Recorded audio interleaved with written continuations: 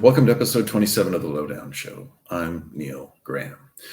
This week I speak to Michael Uhlarik, the lead consultant at Motorcycle Global. Michael understands the motorcycle racket both from a business perspective and from a design standpoint. He's a former designer with Yamaha. Michael gives us an overview of the ADV motorcycle's backstory. You may be surprised at what he says, and because this is the internet, you'll likely be offended as well. Michael, it's good to see you again. You too, Neil. You're going to take us on a, what do we call this little magical journey that you're about to take us on? What would you refer to it as? Sentimental journey through the arc of history of the adventure motorcycle. That's beautifully put. Awkwardly put, but beautifully put. So, as they say, let's start at the beginning. And you wrote something recently. You also write prolifically on your LinkedIn page. And how can people find you there? They just have to search for Motorcycle Global. I'd like to think we're one of the leading voices in product planning and strategic motorcycle design services. So they can find us there. Motorcycle Global. Everyone should go there. Yeah, you've written some really interesting things of late. Thanks. And one of the things you made reference to was this motorcycle. What's the significance of the 1975 XT500 Yamaha? So I think it's hard to contradict the argument that I have made, and it's not uniquely mine, that the XT500 is the genesis of the adventure motorcycle. And, the article was a short form piece, sort of preempting a long form piece that will be in the ADV Rider print edition, the next print edition, where I delve into sort of the origins of this vehicle. And it really kind of, the Yamaha product planning staff and the sort of dealer group in the US really laid down what would become what is now the most popular category in motorcycling, which is the adventure type. And I think this is where it's really important to have a definition. My point, and I think the point of this program, was that prior to the XT, there were a lot of motorcycles that could do a lot of things. Every motorcycle will take you on an adventure. People went around the world on completely inappropriate machines. A Harley Davidson, type Model W was a World War II era vehicle that could do quite a lot. Farmers used it. But this was the first bike that was designed with the express purpose from a blank sheet of paper to be both on and off-road, highly capable together. You're listening to The Lowdown Show, presented by advrider.com. XT is a watershed. So that first XT500 styling comes really strongly from the DT series, and basically every off-road bike you could see on any Sunday, the famous Steve McQueen, Mert Lowell, film. But those are all two strokes. And because they're two strokes, they're small and they're kind of skinny. The forks are skinny and everything else. The bikes had they were incredibly light, but they were also quite fragile. And the XT, because it was designed as a request by the U.S. importers and dealers to say, hey, like this thing needs to be capable of doing, driving into the desert, driving through the desert, and then driving home on the interstate without blowing up. Everything got chunkier and beefier. And so inevitably with every program, you get scope creep. And so the XT, goes on to win the first Paris-Dakar rally. And it does it twice. And actually those first Dakar bikes were almost unmodified. They had larger fuel tanks and different tires. And that's pretty much it. So these bikes became hugely popular. Honda was very quick to make its own competitor, and then soon Suzuki and Kawasaki did the same. But most famously, and this is where I think the community, if you Google the history of the adventure motorcycle or genesis of the adventure motorcycle, you get the BMW R80 GS. And BMW has spent a lot of money to not say that, but to not say that. And they certainly were there near the beginning. So what you see before you is like a snapshot of 1984. The XT is now a 600cc bike. It has an electric start, so you don't have to break your shin bone every time you're trying to start it and it's hot. And BMW was in dire straits. This is the part of the story that BMW marketing that usually doesn't include. The car company was doing okay. The motorcycle division was losing money hand over fist. And the products were, like most European motorcycles at that time, completely obsolete. So this GS was a Frankenbike. It was the original GS was really put together through the vision of one man, one engineer, who personally liked the Dakar racing sort of vibe and the big tanks, the sort of haunch shoulders, high fender. These were dirt bikes that suddenly had muscle. And, where the Japanese leaned into that using, modern industrial design and product planning processes. By this point, the XT600 and the, other three Japanese brands, their equivalents were white paper, clean sheet designs. The GS was put together with parts they had lying around, including this air-cooled, R80 opposed cylinder, boxer engine. And, it did really quite well. For BMW at that time, a few thousand units was a success. But then what's amazing is that they campaigned it in Paris-Dakar and won, and then won it 2 more times after that. Fairly heavily modified versions, but the street bike, what we see here, I think illustrates the difference. And this is what I wanted to talk to everyone about today. This is where we get bifurcation, the first of many branches in the tree of adventure motorcycle. The XT represents the sort of root, the main trunk. Capable on-road, can be on the highway doing 85 miles an hour all day, but it can very capable off-road. Whereas the BMW, because of its limitations, or the company's limitations, resource limitations, is more road biased. And although the race version was very successful, this GS and later GS variants and other products like it we're really leaning into, this is a better road bike than the XT. So it's sacrificing a little off-road, it's heavy, not as much suspension travel, other negatives off-road, but much better on-road, a much better touring motorcycle. All right, moving right along. What is our next slide? So here we see the sort of beginning of the race replica culture. After BMW sort of departed the Dakar scene, Yamaha was back thanks to a very, very powerful character who was from France, who was leading the race team. And Yamaha won a bunch of Dakar rallies. And the logical next step with anything is more power, which means more cylinders. So we go from a single cylinder archetype to a twin. The GS was a twin, but the mass market adventure bikes were all singles. Suddenly we have this, liquid cooled, multi-valve, twin cam, 2-cylinder motorcycle. This is putting on display all of the innovations that Japanese were bringing to the road. Now, I'm highlighting the Yamaha here, and you can see clearly the styling reference between the two it's very it's deliberate.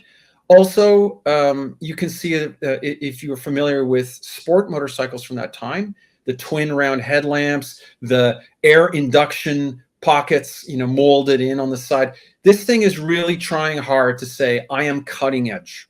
What you see on the racetrack, what you see on our desert race, is available on the street. And at the same time, these bikes are not losing any of their capability, but they are getting big and they are getting very heavy. So these are 200 kilogram plus motorcycles. And I'm highlighting the Yamaha Tenere. This is the original Tenere XTZ750. But Honda made the original Transalp and Africa Twin at this time, 600 and 750 from Honda. Kawasaki made the KLX, the KLR. The market was becoming very flooded with these big bikes. In Britain, they called them trailies, and they were seen more and more as a status motorcycle. But they're still fairly niche, are they not? Because I think it's important to draw the distinction of where the adventure motorcycle is today, which is it's kind of the standard motorcycle of the age. Yes. But that's not really the case then. It's still pretty niche, isn't it? That's completely true. So in North America, the US got almost none of these vehicles in the 80s and 90s. Canada did because we're unique that way. We're a test market for the United States. That's the truth. The Japanese OEMs often bring TDM, TDR, Africa Twins, stuff like that would find its way here. And then if it worked in Canada, it might find its way in the US. But in Europe and in Japan, the big enduro, they called it enduro at that time, but the big adventure bikes were massively popular, and they were popular for the same reasons and with the same kind of people as they are today.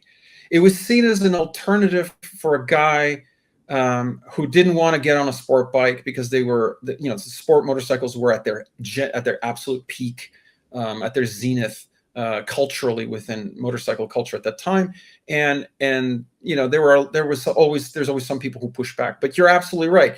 They were a niche, they were a big niche in Europe, but they were definitely not what the sport bike was or what the traditional touring model was, which the next slide will segues us nicely. So this is where the supermotard, as the French call it, supermotard or supermoto, comes into play. This is a niche of a niche.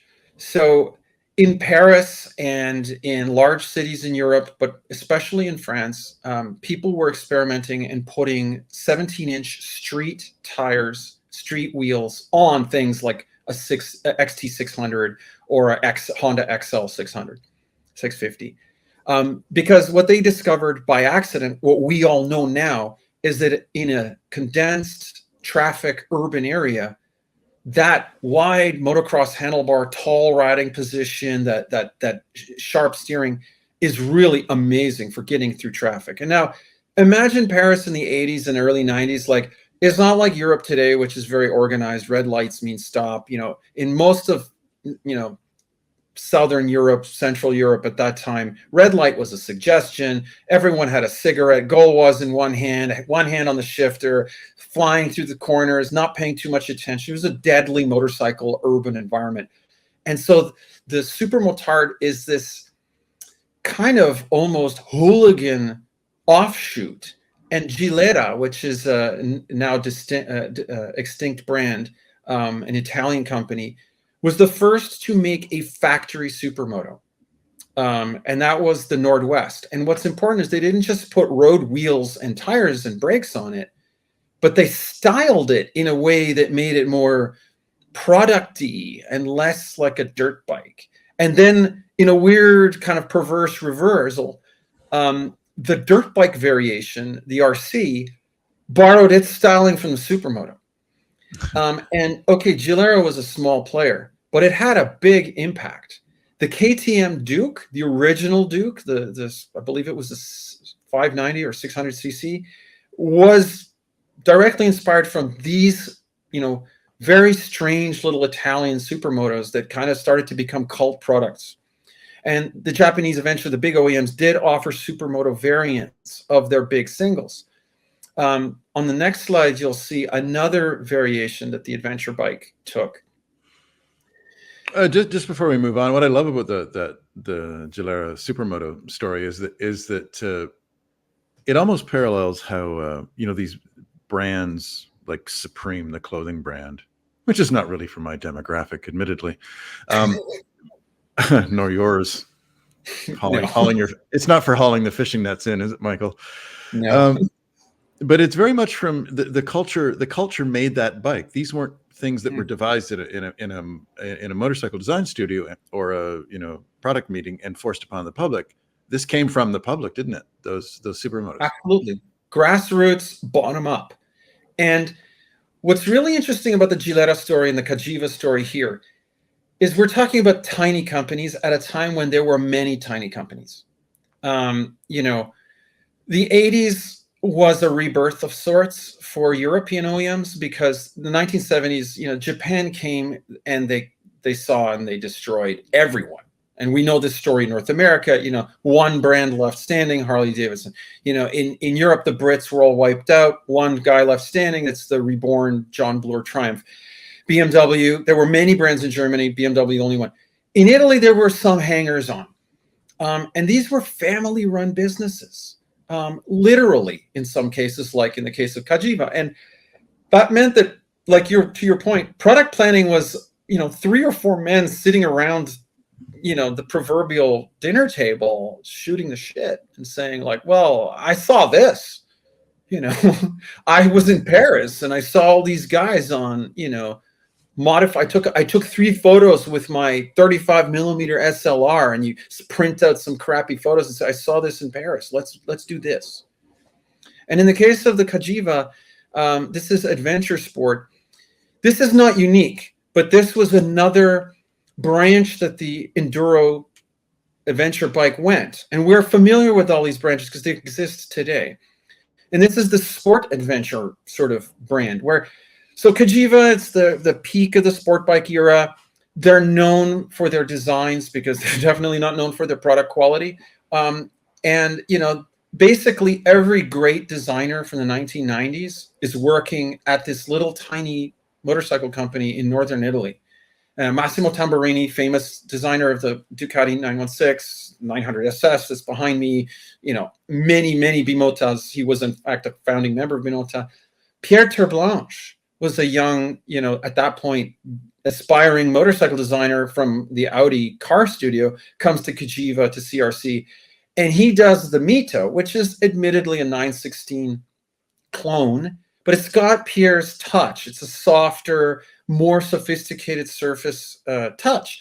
And when he's given the task to do the Grand Canyon, you can see that either he didn't like dirt bikes or he just really loved sport bikes, sculpted by the wind. But it has that. I love Pierre, and I like his styling, believe it or not. Maybe his earlier period more than the later stuff. But the point is that he applied that same touch, that sort of smooth pebble look, and he blends the lamps in. And we'd never seen that on an adventure motorcycle. Previously, they were circles or rectangles, very utilitarian. Here is this adventure bike with a 900cc V-twin engine. I mean, this is almost a ancestor to the V-Strom, or the multi-strom. I was gonna say the V-Strom because you can. Yeah, obviously, it is a street bike. Yes, absolutely. Street biased tires. I mean, it has longer travel suspension, but no serious person would take certainly that motorcycle anywhere other than maybe a smooth gravel road. But it had that ergonomic, it had that style, Ducati engine, so it was kind of neat. And it does influence styling in Italy of dirt bikes for a long time. The Canyon, or the Grand Canyon, then there's a 600cc Canyon, and then Aprilia makes their version of the BMW F650, the Pegaso, which is also styled to be this very sophisticated, urban, sporty, touring motorcycle on an off-road chassis, so to speak. Okay, so the next slide sort of brings us into a more modern era. So let's pull this up here. This is, if the XT500 is Genesis, this is the New Testament. Forgive my Catholic upbringing.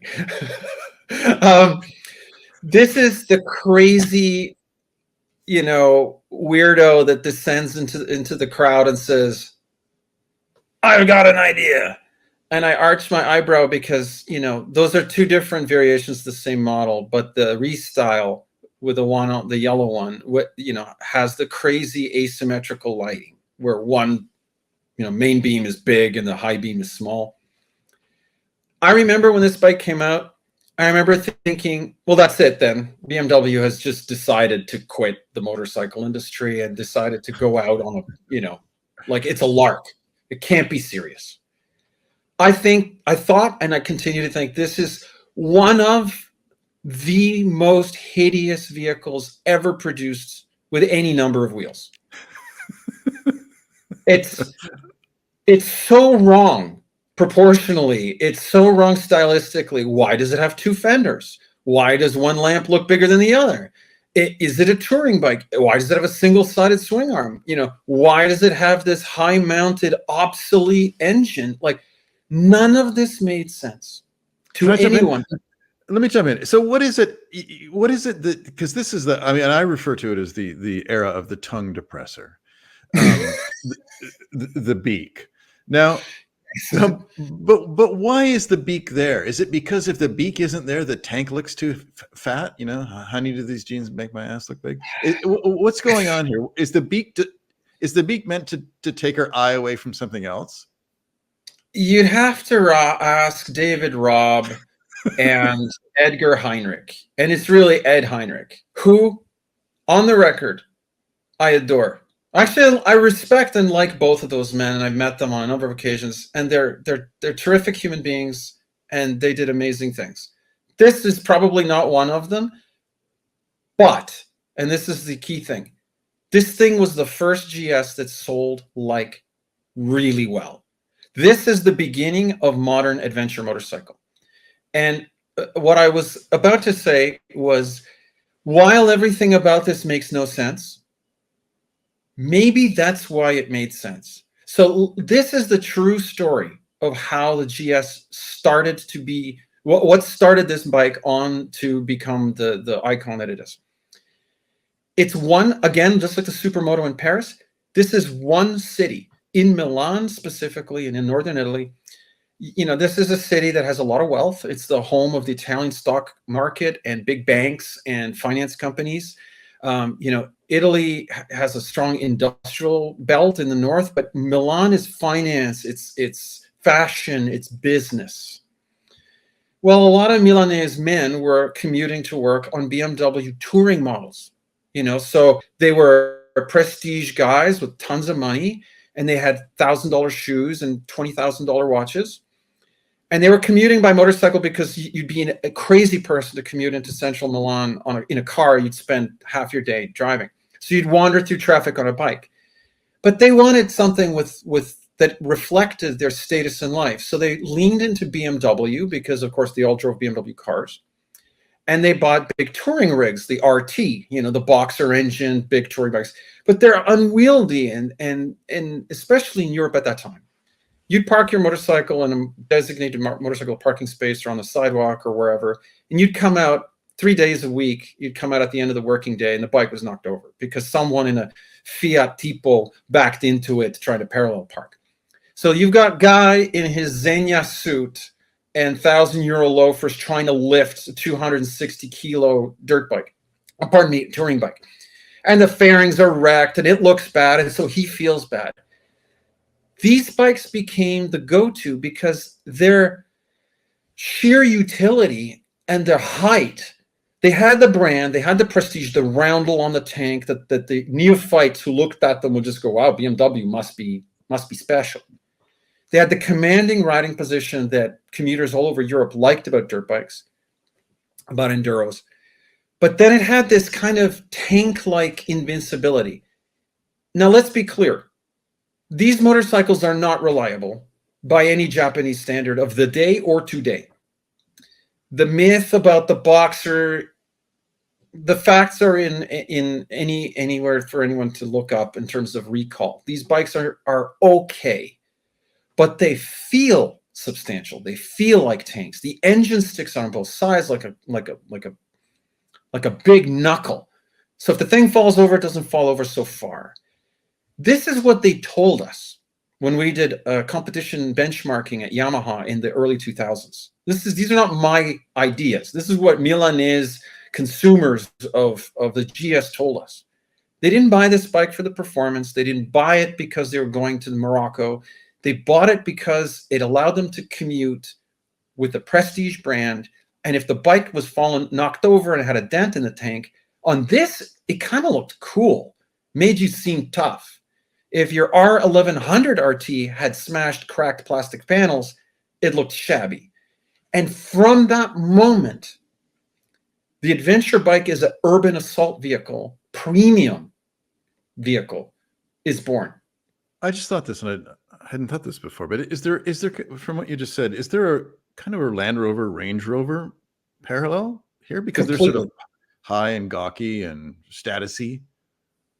I think you've hit the nail right on the head. That's exactly what it is. And here is the world's biggest motorcycle, most successful motorcycle company, won more world championships than all the others combined, more resources, more money, more technological, more technology at their fingertips than anyone else. And this is their solution to the GS, the Veradero, and the XL 1000. Technologically, an excellent bike in every measurable way. The Kawasaki equivalent, the Yamaha, Honda, Suzuki equivalents were superior in every objective way to their BMW GS counterpart. But nobody wanted this, and for good reason. They went so the VFR is there to show this is what touring and sport touring, this is what design and engineering, contemporary Japanese thinking was at the time. You hide technology. Technology is there to be enjoyed, but not to be seen. You use industrial design like clothing. We're going to hide everything, and we're going to design all these pieces. And most of our customers, because we go into these exhaustive, customer analysis, focus groups. And you're referring to the years when you worked at Yamaha, correct? Yes, but they all do it. Every major manufacturer does it, and the Japanese do it in a very professional, methodical way. Well, the thing about a focus group is if you're not careful, you're going to get the answer. You're going to get the answer you want rather than the truth. What do you want? We want more comfort. What do you want? We want more range. What do you want? More speed. What do you want? We want. So you end up putting everything in the pot. And the amazing thing about a Japanese OEM, and all of them deserve the credit for this, is they usually put everything in the pot and come out with almost everything in the final cake. But this customer, the person who bought a Veradero, or bought the first V-Strom, or bought the Super Tenere, were really disappointed, because those bikes, although they did everything that the consumer in the focus group said, did not do the one thing the consumers in the focus group didn't say, but actually meant. I want to be cool. I want to feel like somebody special. Nobody riding these bikes is going to feel special. You could rob a bank in a Veradero and no one could describe it. While you were fleeing the scene, I mean, it looks like it's been left too close to the radiator. I mean, it's an appalling design, isn't it? It's terrible. Yeah. And yet, an outstanding product. And this is true for all of the Japanese competitors at the time. So what I call adventure touring is they took it too literally. They saw it as a specification problem. What we need is to outdo the GS on paper and in actual fact. Now the Japanese were always going to outdo the GS on actual fact. And then on quality, on price, on longevity.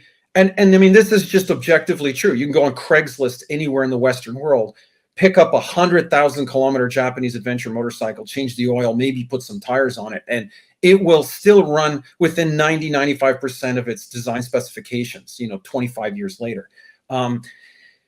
Not necessarily something I'd be willing to do with any BMW product on 2 or 4 wheels. That said, the consumer of motorcycle is an emotional consumer.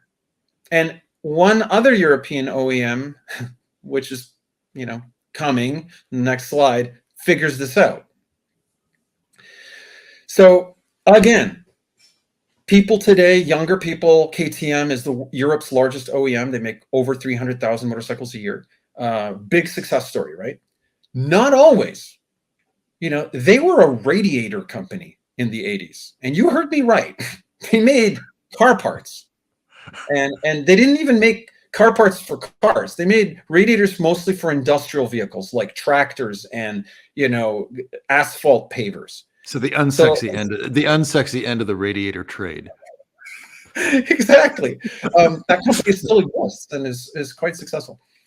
They come back from the dead, and that's a story for another great podcast. But, I know you have a particular fondness for the 850 Adventure, and I do too. KTM.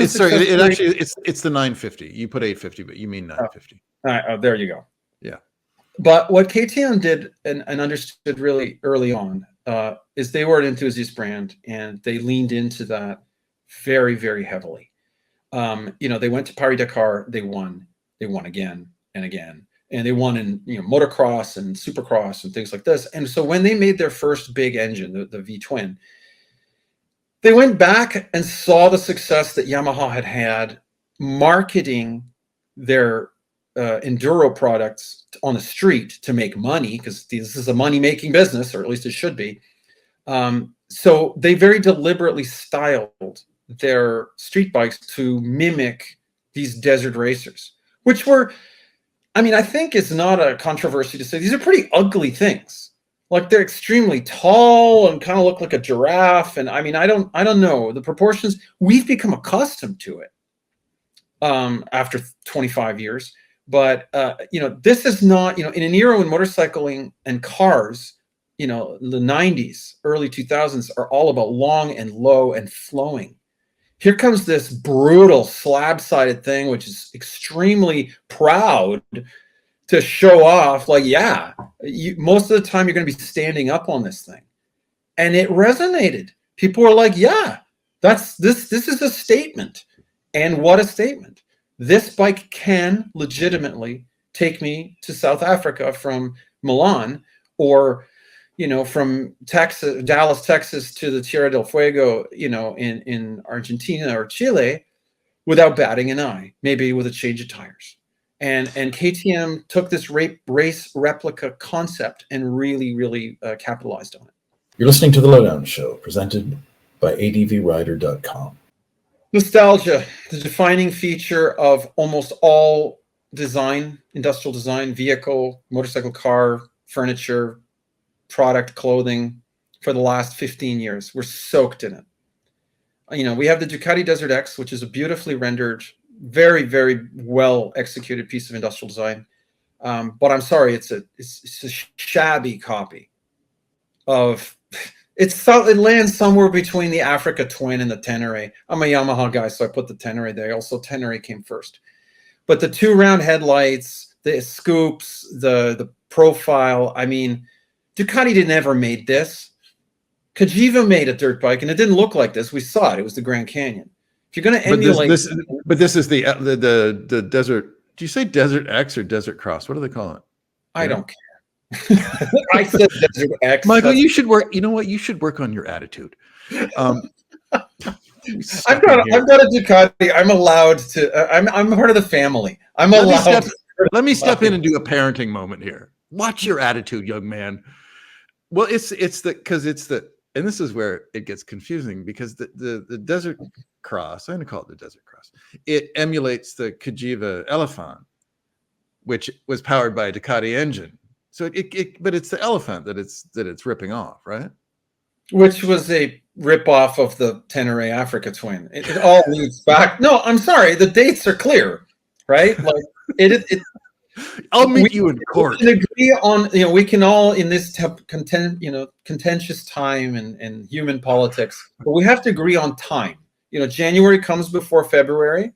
1986 comes before 1989. So, yeah, that's what you think. I don't have my hat on, so my tinfoil hat. But the point is that the Ducati Scrambler is not an adventure bike, so it's outside of this particular story. But the Desert X, Desert Cross, Ducati Desert, Cagiva Elephant. This bike exists as a niche within a niche. They have the Multistrada, which is their adventure line. It is the bulk of their adventure bike sales. This is done very well in Italy. The first year sales generally of the Desert X were very good, and I don't blame it. It's gorgeous. I would enjoy owning one. I think it'd be awesome.